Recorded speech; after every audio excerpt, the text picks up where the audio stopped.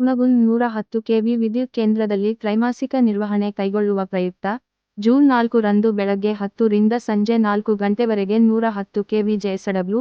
110 KV KBJNL, 33 KV F1 Karadi, 33 KV Aminagad, 33 KV Maitra ಅಡೈಟ್ solar limited, 11 KV F1 NJY Kadiwal, F2 NJY Chittawadagi, F3 town, F4 SVM, F6 Nagur,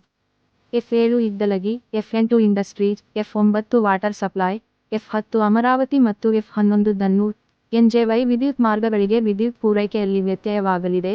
ಗ್ರಾಹಕರು ಸಹಕರಿಸುವಂತೆ ಬಾಗಲಕೋಟೆ ಹೆಸ್ಕಾಂ ಕಾರ್ಯನಿರ್ವಾಹಕ ಅಭಿಯಂತರರು ಪ್ರಕಟಣೆಯಲ್ಲಿ ಕೋರಿದ್ದಾರೆ.